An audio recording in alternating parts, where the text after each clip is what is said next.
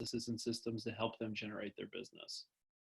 Now, suddenly a pandemic hits, the outlook in the industry is uncertain, right? In the next 12 months, agents will be on one of two sides of the question. What happened? What happened? What the heck? That was a heck of a run in an unbelievable market and I took market share. Or they're going to say, holy cow, what just happened? How do I pick up the pieces to my business, right? Yet, what if you plugged into coaching, accountability, mindset, and systems, and all the above that most people paid $17,000 a year was offered to you for $49 in the month of May? Here's my point, right? And it's all around Bold Pivot. The majority of the people on this call cannot afford to not take this course. If you think of it like this, if you spend $49 on Bold Pivot and you generate one deal just because of the activities and the mindset and the models and systems that you learned, it's already had a positive ROI on your business, right? So fortunately, we already have 60 people across KW Milwaukee who've signed up for Bold Pivot. I will tell you this, of the 60 people who've signed up, well, not surprisingly or not shocking, those 60 people do a large lion's share portion of the market share business in this industry. They understand the importance of investing in their business, especially for $49. So I want to remind the group that Bold Pivot starts today, Tuesday, May 5th at 1 p.m. Here is your schedule as it relates to the next 4 weeks. It's twice a week for 2 hours a day on Tuesdays and Thursdays. And then you have access to Coaching Corner, where MAPS coaches will put you into a small breakout rooms for small masterminds on Wednesdays and Friday. And if you haven't seen, they've released the coaches for this Bold Pivot session. Here are your Bold Pivot coaches. Quite frankly, I know about 90% of the people on this board, and they are the creme de la creme of coaches within the industry. We had James Shaw on the call a few weeks ago. Pat Mancuso actually writes the Bold Man material. Steve Schlueter has been around down in San Antonio for a long time. Molly D'Amatos is a good friend of mine down in Asheville, North Carolina. Fantastic, fantastic people.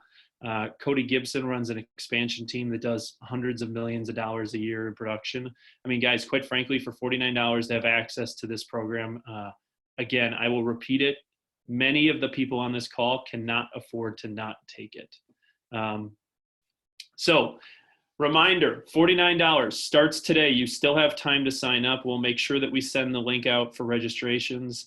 But yeah, and I'm going to turn it over. Connie Cummings, do you want to just give the group as it relates to the logistics? Yeah, good morning, everybody. Happy Tuesday, summer, whatever we're going to call this day.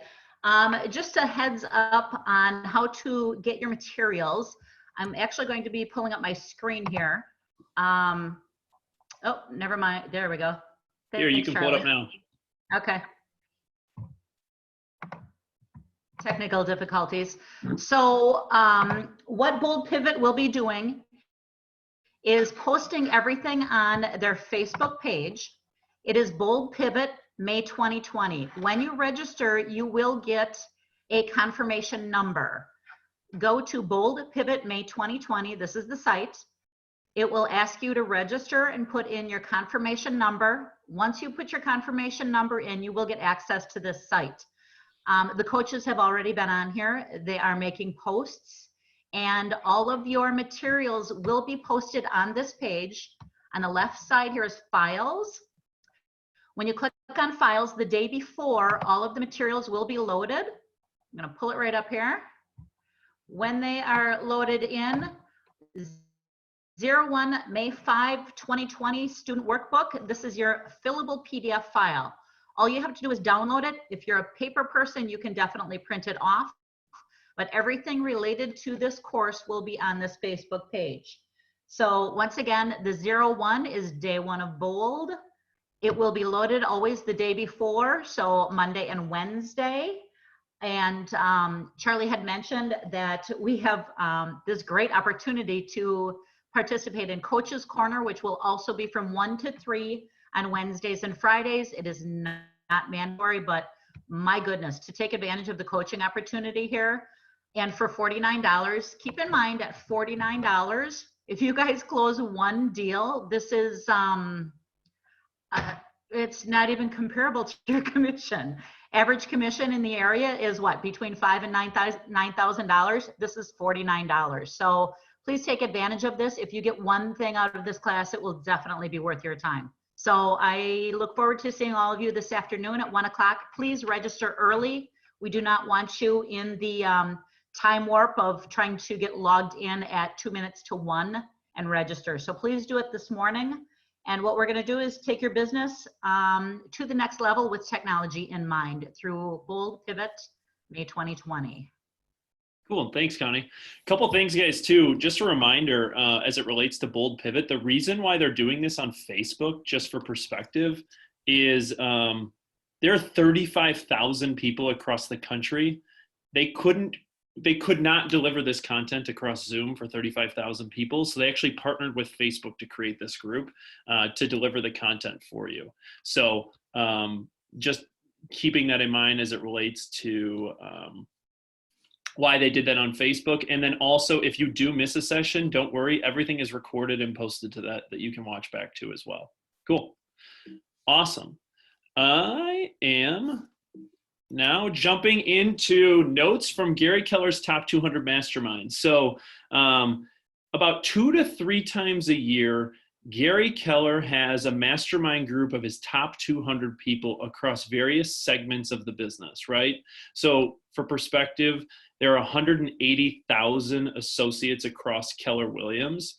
He runs about 4 masterminds of the top 200. He has an individual agent mastermind for the top 200. He has a Rainmaker top 200 mastermind. He has an OP mastermind for the top 200, and he has a mastermind for the top 200 team leaders. So last week was the week of Gary Keller's top 200 masterminds that he ran. For example, I was on the team leader call. The team leader call ran from 8:30 in the morning till 3 p.m. in the afternoon on Friday, all with him. The other very interesting thing was within the Zoom call, if you weren't paying attention or if you were texting or some things like that, he kicked you off. So it was a highly, highly accountable call where you had to be all heads in all the time. So Maureen, Mandy, Diana, and I were fortunate to be on those calls. We wanted to share with you some of the notes that we took away from those calls. So I'm going to turn it over to Maureen. Maureen, you're on. Oh, sorry about that. All right. Hi. Good morning, everyone. Hi. This is great. I had the privilege of being on 2 of those calls last week. I was on the Rainmaker Top 200, and I was also on the OP Top 200. And both days were mind-boggling amounts of information and many pages of notes. And Charlie said, narrow it down to the one pivotal piece of information you want to share. And I would say my number 1 was Keith Cunningham. Keith Cunningham is the subject of the book Rich Dad, Poor Dad that was written by Robert Kiyosaki. Most everybody is aware of that book. The subject of it is Keith Cunningham. He was a guest on all of our calls, each one of those days. And his story about Kobe Bryant, why there was only one reason Kobe Bryant died, just one. The pilot did not have clear vision. And it was really interesting listening to his correlation on that. He didn't have clear vision. He wasn't monitoring, or he couldn't monitor his vital signs on his instrument panel, and things went down, right? How does that relate to us? Really clearly, there are 5 things we need to focus on in our business right now. We need, number 1, extreme focus on what we're doing. Number 2, you have to monitor your vital signs. That means your cash flow, your database, adding to your database, your pendings, your listings, your appointments, and your market stats, right? We monitor our market stats every week. I look forward to Charlie's market stats. It is a pivotal piece for me going forward in the week when I'm talking to my clients and other agents, right? So we use that information. Monitor the vital signs, number 2. Number 3, constant communication. Stay in communication with your clients, with your database, with your sphere. Number 4, massive flexibility. Respond to changing conditions. And number 5, speed to action. Those were the 5 things he said. If you do those things, you will succeed. And the quote, luck is when preparation meets opportunity. Well, this is called preparation, and the opportunity is now. Many people sort of say, why is real estate an essential business? And honestly, people move for a variety of reasons, but number 1 is death, divorce, financial reasons, downsizing because they financially need to make a move. We're in a challenging time right now. Those are reasons people need us. So step up, take advantage of this, and take on this opportunity. And he was very clear about it. Set your vision. And one last piece, we can't see to the end of the year. Our goals that we set for the end of the year are difficult to see. So set your vision for 90 days, right? We can see out 90 days and we can plan for 90 days. Tighten up your goal and set your vision for 90 days. That was my number one. Done. Cool, thanks. Now I'm going to turn it over to Diana. Deej, what were your notes from the Friday? Yeah, good morning, everybody. There were so many good things that he talked about. The thing that hit me started very, very early in his presentation. And what he shared was that the patterns that we're establishing right now, the stay-at-home order, is not something that's a one and done. This is going to be something that we use in the future with not only a virus like we're going through right now, but he also mentioned climate change. As these challenges come towards us again and again, we will be asked to shelter in place for anywhere from 30 days to 90 days, and it's a pattern. And he gave a little bit of a background as to why this is a pattern, and he used Lee Iacocca as the example for that. So some of you, this is my lived history. Some of you are too young to know who Lee Iacocca was, but he ran Chrysler. And in the 70s, early 80s, Chrysler ran into some trouble. And Lee Iacocca went to the federal government and asked for a bailout. And the federal government said, you know, we're not in that business. That is not what we do. And Lee said, you're going to write one of two checks. You're either going to write $1 billion to bail me out today, or you're going to write a $2 billion check to bail out all of the people and all of my supply chain that's going to suffer because Chrysler's going to go under. Well, they wrote the $1 billion check and they saved Chrysler. What they also did was set a pattern and set a precedent. And today, thousands of companies have been bailed out. It's just a tool that the federal government uses to keep our economy going. So the shelter in place is a tool, and it will become a regular tool that we use, which totally shifted my mindset, right? So businesses, we all need to figure out how to survive and thrive if there's a 30 to a 90-day shelter in place order. And I don't mean just our business, I mean us personally, right? There are two pieces to this, both our businesses and personally. We need to figure out how to mentally stay in the game. So for sure, take a breath, but then get back in it. And the sooner that we get this, the sooner we comprehend this, we're lightning years ahead of people who are waiting for things to go back to normal. We will not go back to normal. This is a new normal for us. That's not bad or good, it just is. And the other thing he shared is that just because it's not normal doesn't mean it won't be better. So actually the skills you're gonna learn in Bold Pivot are not just skills for this market, they're skills that are gonna help you in the future because of this point. So that really struck me and I wanted to share that with everybody. Thanks, you guys. All right, Kata, you're up. All right, good morning. We all know Gary loves to win more than anyone, and I was surprised that throughout the day, in all of his themes, he always kept coming back to the way we're going to do this is going to be through service first mentality. He said, we are in a crisis, and the only way for us to predict the future is going to be to shape the future. With difficult times, obviously come difficult decisions, and when we have radical changes in circumstances, it's going to force a radical change in our priorities, and our priorities have to be service. He said, the world needs a transparent and honest person right now, but even more than that, we need a transparent and honest person who knows their scripts, knows their dialogues so that they can actually help. He said, service first and sales second. Be their guide and not their salesperson. You will find that sales is a byproduct of excellent service. He said we need to stay connected. He said, make a list. Everyone needs help right now. He said he has a list of 20 people. He has them all on an Amazon list. He's sending out supplies. He's doing what he can to help and coming from that service mentality. He said, don't only ask people first what they need. If they say they don't need anything, ask if they have anything that they can give. Be a connector and a help agent. He said, people don't care how much you know until they know how much you care. If we don't make this shift in our priorities, your competitors are going to. So you need to find the gap between what you can do and what you are doing. Because if you don't do it, your competitors will. So that was my big takeaway. Cool. And I'll kind of wrap it up. You know, he pretty much opened the call and said, guys, if you're not understanding that we are in a crisis right now, you are completely living under a rock. He said unemployment is on pace with the Great Depression. And as Mandy alluded to earlier, radical changes in circumstances must create radical changes in priorities, right? And so looking at your business, he said you must conduct an audit, right? And there are 3 ways that you're going to conduct this audit. 1 is you have to audit your expenses to trim the fat. 2 is you have to audit your systems to create efficiencies in the way you operate.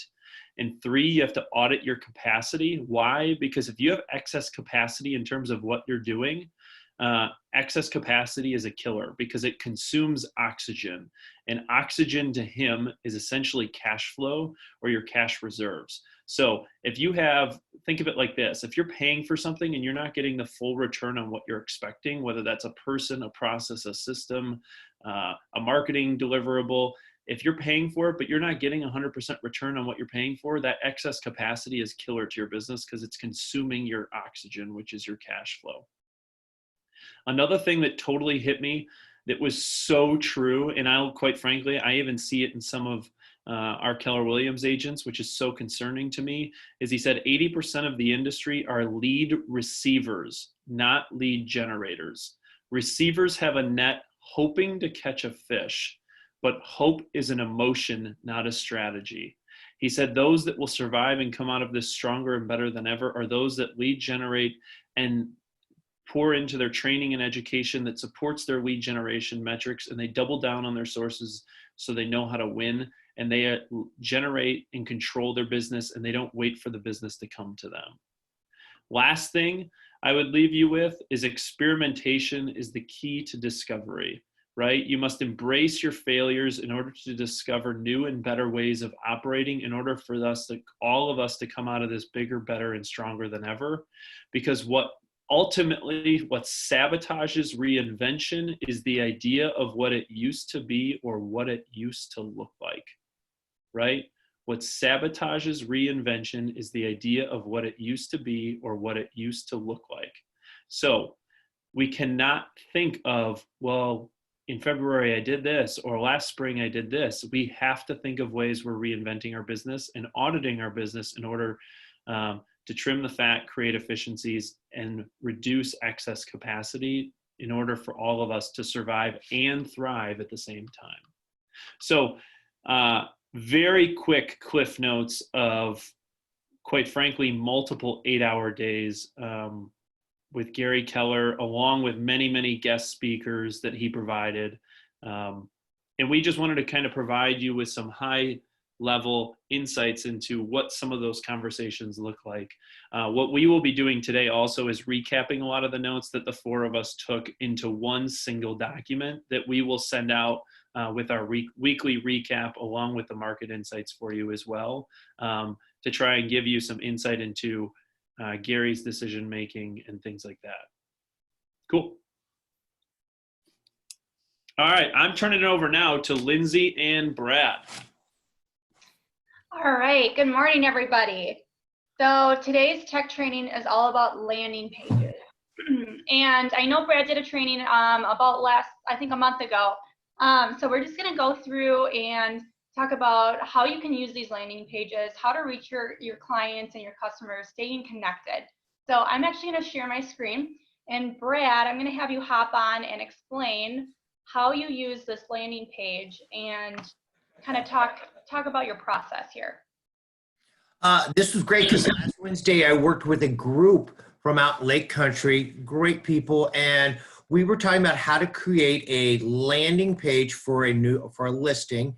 And in under 10 minutes from starting to posting it on Facebook, this was I think $1 million listing that I posted on my Facebook page. And in the process, it's got the actual listing that I pulled from KWLS. There's a neighborhood snap in there.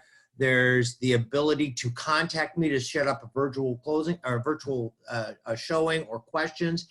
And I did an example. And then what's great was I thought, why not promote this beautiful listing and try to find a buyer? I ended up leaving it on my Facebook page and have had multiple engagements on it. So it was just a very simple and quick way to get out there and promote a property. And it's not mine. I don't have it listed, but I could potentially bring a buyer to this incredible project to home out in Lake Country. So this is just a very simple, quick thing that can be done right now with your property or others just to promote your business. So landing pages are great. And the last thing I'd like to say about this, that part where you're now scrolling past says more questions, schedule a virtual tour. I had someone immediately fill that out, name, address, email, phone number, and a question that automatically uploaded within seconds to my command as a lead. So I like to say there's no middleman where you got to type it all in. It automatically, and it lets me know that a question has been asked in command. So one of the things we're going to be talking about today in tech training. Great. Thanks, Brad. Hey, you're welcome. Cool. One of the things that we're trying to do, guys, as it relates to command and the technology, in thinking about ways of which how we operate this business and why is it so important to adopt the technology, is I want to give you another anecdotal piece of evidence, right? And the anecdotal piece of evidence is it relates to campaigns. And campaigns are simply, how do you take the landing page that Brad just created for $1 million listing in Lake Country, right, and correlate it to a lead generation activity through social media, right? And so that's what campaigns does. I know Lindsay talked a little bit about it last week as it relates to Tech Tuesdays and the training, but I wanted to showcase to you a really powerful video from a realtor out in Connecticut that leveraged campaigns and their listings to generate over $80,000 in gross commission income. So check this out quick. Hey everybody, it's Nick Baldwin, Regional Technology Trainer for the Michigan Northern Ohio region of Keller Williams. And today I've got superstar agent Jessica Starr from the Star Realty Group in Connecticut. And I wanted to have Jessica here for a few minutes to tell everyone about the success that she's having using Command. Her team is all in on Command and they're really leveraging campaigns, specifically on Facebook, at a really high level. So Jessica, I heard that you've been having a lot of success with campaigns. So tell us a little bit about that. How many campaigns have you been running, and what type of conversion are you seeing from those campaigns, and which ones have been the most successful for you? Yeah, sure. So we've run a total of 19 campaigns. We've done it in 49 days. We have spent, drumroll please, $863. Wow. Might not sound like a lot, might sound like a lot to some, not a lot to others, and yet... Well, hold on a second. $863. How many leads did that bring you for $863? Do you know that off the top of your head? Well, we know how many leads we have. That's a loaded question because we have a ton of leads, a ton of okay. But actually signed people that we already have. I want to tell you about that, Nick, because that's actually... Yeah, okay, go. Let's go for it. So we have already signed 7 new buyers and 1 listing from that. So that was only in 49 days and $863, right? Of that, we have a potential to make, because they're signed with us, so we know what they're pre-approved for or what they're listed at, $80,000 in commission. We Whoa. already have pended from the $80,000. We have pended, already under contract, $25,000 waiting to close. So for $863, we have a confirmed $25,000 profit. Right now, we're waiting on the additional money out of that 80 when they finally pen. And that doesn't mean or even mention all the nurtures we have. I can get you those numbers at some point too. I mean, that's insane. So right off the bat, 19 campaigns over 49 days, $863 spent, 7 buyers signed, right? So they are working with you, yes, and a listing signed, a potential of $80,000 in commission with about $25,000 of it already in the pipeline. So that means that some of those people are already pending on a transaction. And all it took was less than $900. You can't get a return like that, I don't think, anywhere in the world with your marketing dollars. Tell us a little bit about some of the... Right. So my goal of this is to share with you ideas of how people are leveraging the technology at a high level to generate new ways of doing this business, right? And new ways in which they can lead generate. And I want to give you one more example before we move on from this. Peter Gossman, are you on? Good morning. Peter G. Perfect. So Peter G, I want to provide a real life example of someone who just started in this business, right? And you told me you ran a campaign last week, did you not? Yes, I ran it for a listing that went live on April 24th. The ad started on April 25th. I built it using a command video from Nick with help that Brad and Lindsay had given me. I have so far 34 leads fed right into command. And if my math is right, that's 88 cents a lead. You spent how much money on that campaign? $30, $5 a day for 6 days. Perfect. Specified a zip code. I can add keywords. I'm going to be using it, and I used it with people to help close the deal. It's a great another arrow in the quiver to bring to people for what Keller Williams can do for them. So I extended a listing that I'd gotten during last Bold, and I signed a new listing yesterday as part and using this technology as part of the advertising campaign. I come from an advertising background. I've never seen a measurable return like this in any medium. It's just amazing, and it feeds right into command. And if you have any problems, you get their telephone number and their email. If you don't, if you have any questions, you can do a reverse lookup on usphonebook.com, and it'll show their name and their telephone number. Almost all of the leads have been accurate. That's fantastic. So 33 leads, you spent $30, 6 days the campaign ran.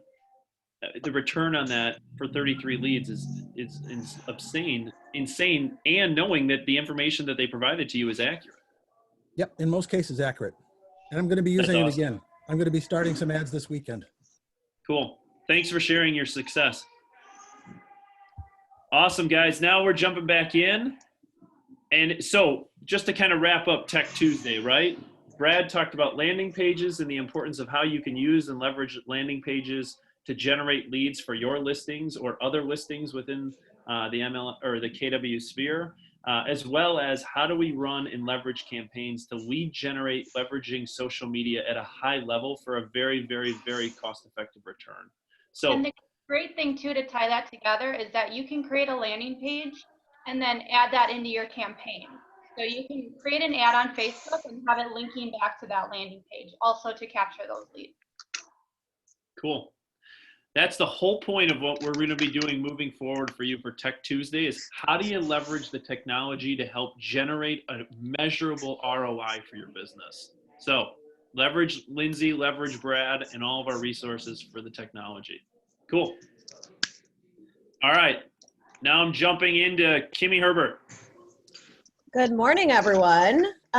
So just want to quickly let you guys know that the WRA released a showing guide over the weekend to help realtors reduce risk as executive and emergency stay-at-home orders relax or start to expire. This was emailed out on Saturday. It's a PDF just with some recommendations, guidelines. We'll email it out in the recap as well. But here are just some of the recommendations. Number one, just following all the CDC guidelines as far as hand washing, social distancing, etc. Some of the general recommendations is number one, do not canvass neighborhoods in person. So avoid door knocking, delivering door hangers, etc. Whenever possible, conduct your showings and open houses virtually. Do not show a property if you do not feel well. Do not show property to someone who does not feel well. Next slide. So that COVID-19 showings and inspection safety commitment that is in Zip Form and DocuSign, consider using that when you have a listing and you're going to be showing the property, as well as if you're working with buyers. Remember, that can be used kind of interchangeably. Does not have to be signed by both seller and buyer together. Everybody can sign it separately. Again, it's just a recommendation just to ensure everybody is following following those recommendations. If you have a listing and you're going to be doing live showings, have a conversation with the owner, and so that you can prepare them and kind of have a plan for what those showings are going to look like. Are we going to encourage everyone to, are we going to provide face masks at the door, disposable gloves, booties when possible, having hand sanitizer at the door, asking the owner to leave doors, cabinets open, leaving lights on, just having those kind of that system in place so that your showings go as smoothly as possible with the least amount of touching and contact. And then last slide here, Charlie, is to prepare your visiting buyers. So ensure that the buyer's agents are understanding what the expectations are when they go into the property. Encourage that showings be limited to one person, or if possible, especially one, family. So buyers should not be bringing their parents with them or friends or other relatives with them to the showing. Potentially schedule the showings so that, if there's space in between so that they can clean in between showings or just clean some of the surfaces. As well as, asking the buyer to be efficient in minimizing the time physically at the property. So with all this, risk cannot be completely eliminated, but these are just certain measures that you can implement to prioritize safety of everybody. Cool.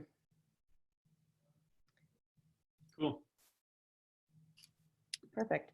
And then last thing, just want to remind everyone again about continuing education. So this is a great opportunity, a great time for people to, if you're spending more time at home, use this time to do your continuing ed. This is required for everybody to complete by December 14th.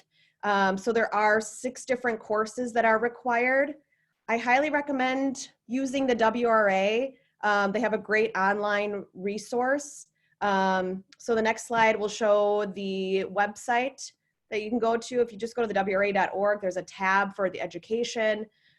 Courses are, total, it's going to cost about $126. It's all online. You watch a video and then you take the test. So super easy. You're also able to download the resources and have those. I have them saved on my computer from last continuing ed, and I use those to kind of brush up on my skills throughout the year. There are other continuing ed providers available to you. There's a list on the DSPS website. So if you're interested in using another vendor other than the WRA, just recommend that you verify that it is on the an approved vendor. Then with continuing ed, so this is due by December 14th to have complete, but there is one other component to continuing ed, which is renewing your license. So after you complete continuing ed, you'll need to do the continuing ed in order to renew your license. So the next slide, I have information on that. The DSPS typically opens up the online renewal process around October, so you'll have to wait a few months in order to start that process, but just being a reminder that it's kind of 2 parts, so continuing ed and then renewing your license with DSPS. Cool. And that's all I've got for you. Awesome. Hey, real quick, I have a quick question for Brad Yates. Sorry, this came up in the chat group, and wanted to make sure that I kind of tied a bow on circling back to this. Is Brad? Yeah. You made a comment recently for a tech training as to why it's so important for the landing pages for each individual agent, right? Whether they're on a team or individually. Do you remember that comment you made? Not off the top of my head. All right. Sorry to put you on the spot. That's okay.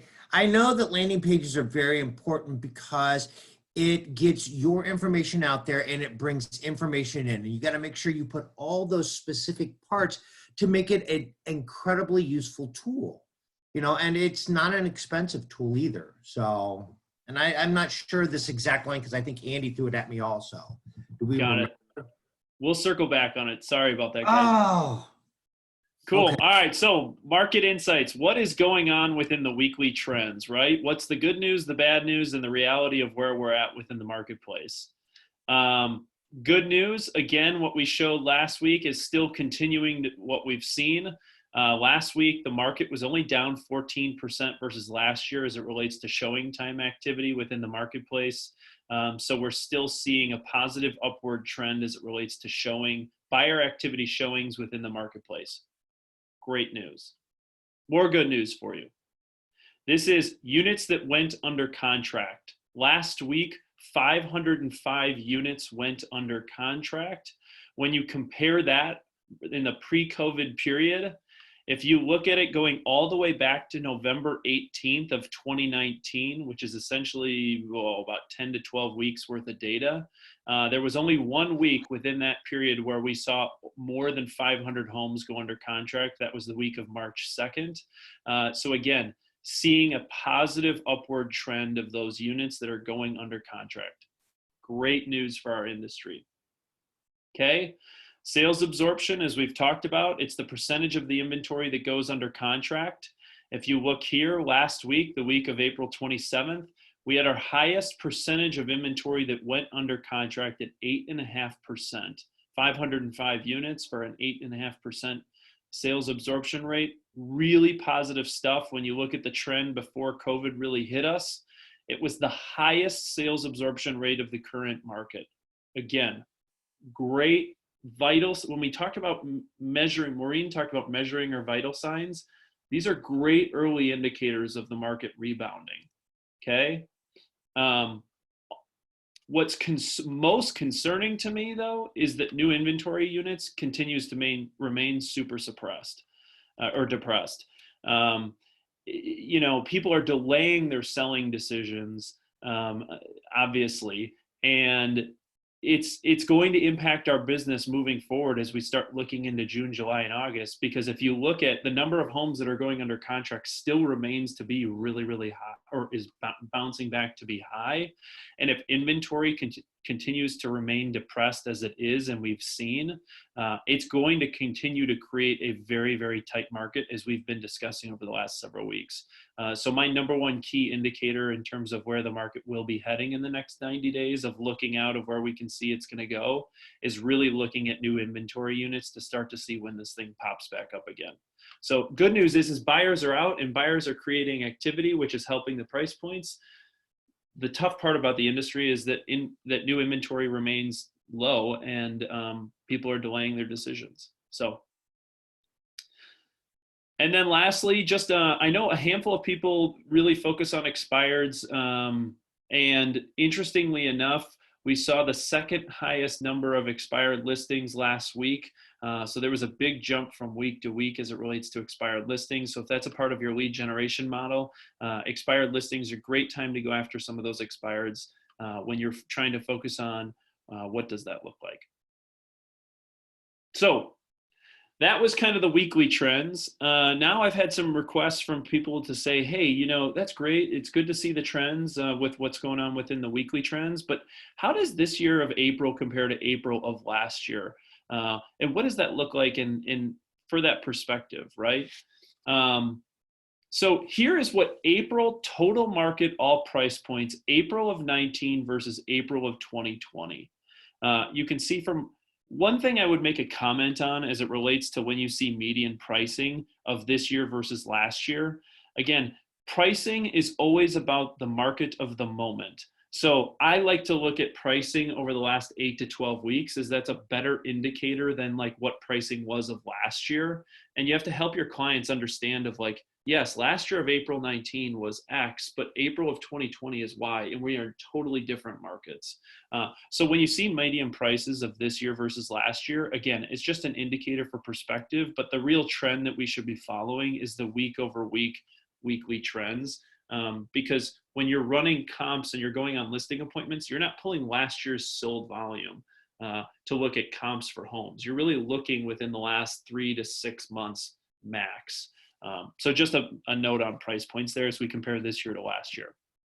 So you can see across the total market, all price points, April was hit really hard. Total units sold was down 17%. Total inventory is down 17%, and new inventory coming to the market was down 38%. Again, as we look 90 days out, 90 to 120 days out into the marketplace, this is going to tell you, total inventory units and new inventory units coming to the marketplace, the trends that we will start seeing show up this summer. As it relates to days on market, yeah, last year it went from 42 days to 48. That's 6 days. In my opinion, that's not a total material significant difference, but it is a tad slower. So then here is the information as it relates to homes less than 350K this year versus last year, just within the month of April. Interesting thing to note here when you compare total market versus less than 350K, my takeaway from this is the less than 350K that represents about 70% of the total business in southeastern Wisconsin was hit extremely hard in April. And I think this is directly correlative to the employment situation as it relates to the socioeconomic status of the people that afford homes from 0 to 350K. I think this segment of the population was hit probably the hardest as it relates to the impact of COVID. And you're seeing this here as it shows up in the numbers for April this year versus April of last year. When you look from 350K to 700K, interestingly to note, of the 3 different segments of the price points that we look at, 350 to 700K was actually impacted the least of all 3 segments. Total units sold were up 7% over last year. Inventory units were only down 5%. However, new inventory units were down 16%. Well, when you compare that to the less than 350K, you can see, new inventory units below 350 were down 43%, and 350 to 700 was only down 16%. And again, when you look at days on market, only a 2-day difference, not really a material difference. So homes are still selling at about the same pace they were last spring. The difference is just, again, there's not enough inventory to supply the marketplace. I'm just going to there was a chat question. Yes, the mortgages, yes. Annie Stabler brought up a great point within the chat section, saying that the mortgage situation for first-time home buyers is making it very difficult as well, which is probably correlating to why we're seeing some of these numbers. Next, when you see the 700 plus price point of this year versus last year, total sold units were up 9%. It's just 4 units. This year versus last year. And again, total inventory is down 10% and new inventory units coming on the market down 42%. The homes did sell a little bit slower this spring versus last spring. So again, the story to the numbers are, at the low end of the market and at the high end of the market is what is materially versus this year versus last year being impacted the hardest as it relates to inventory units coming on the marketplace. That middle price point, 350 to 700, is trending a little bit better than the marketplace.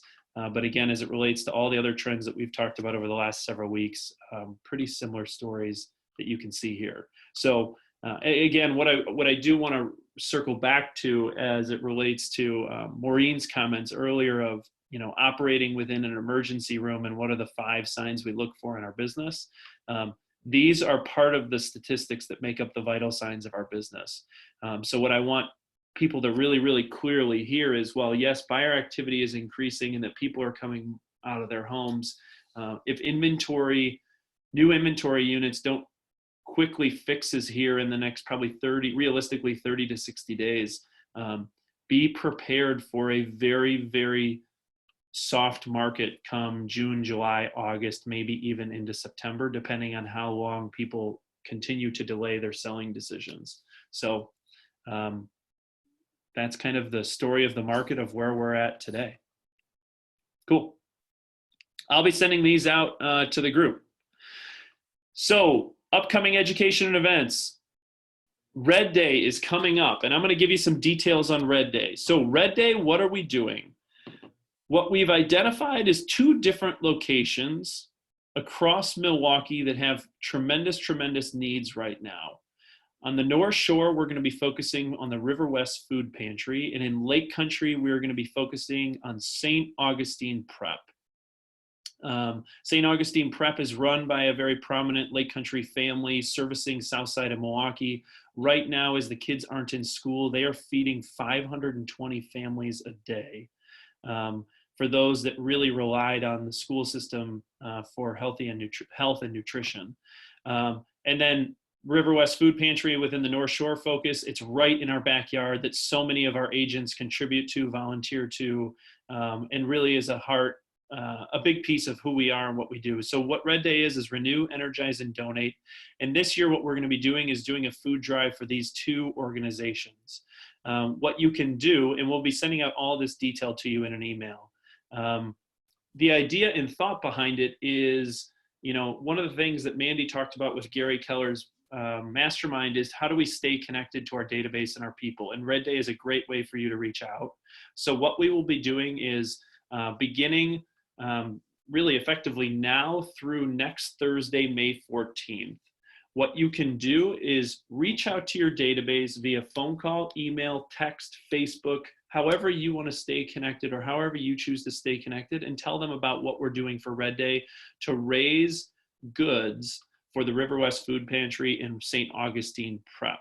And what we will do is on Thursday, May 14th, next week, Thursday, May 14th, the idea behind it is this: as you reach out to your database over the next week and you encourage them to donate to the River West Food Pantry and St. Augustine Prep, they can do one of 2 things. They will either be able to donate food virtually over the internet directly through a link that we will provide, or they can deliver to both market centers on Thursday, May 14th, as we'll have pickup trucks in both locations. They will drop them off in the back of the pickup truck. And then later that afternoon on May 14th, we will, at 1 p.m., we will deliver to both locations.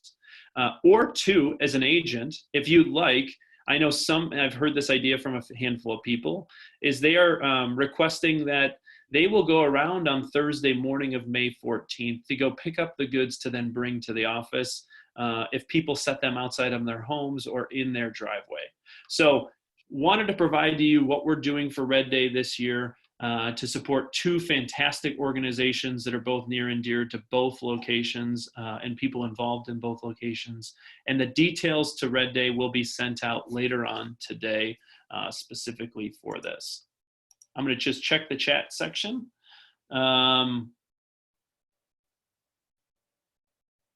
Cool.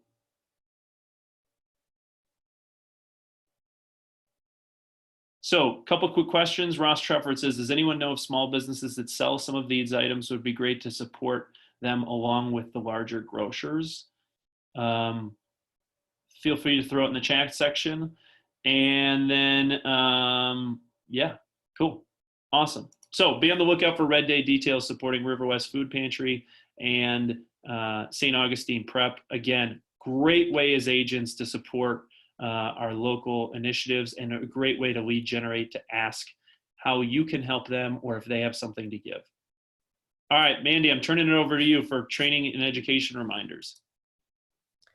Great. I just threw a bunch of meeting IDs in the chat group, so I'll keep it quick.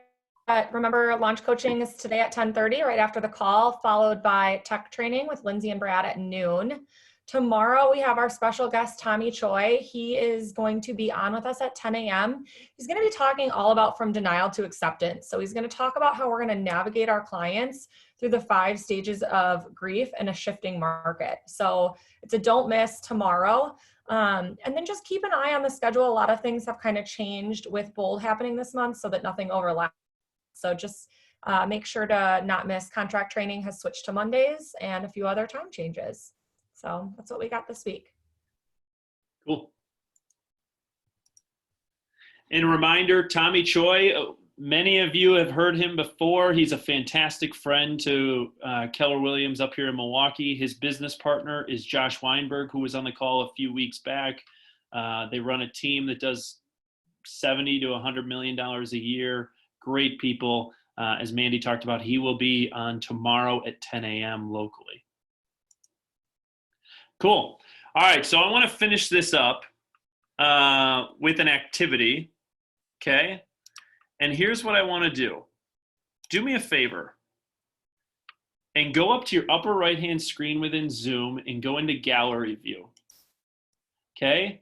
And within gallery view, you should see a ton of people's faces, hopefully, if you're on your video, okay? And what I want you to do is look at everybody's faces, okay? And I'm going to give you an anecdotal story, okay? And here's the story. Last week, I had the opportunity to listen to a speaker. His name is Henry McLeod, world-renowned psychologist, leadership speaker. And here was his study.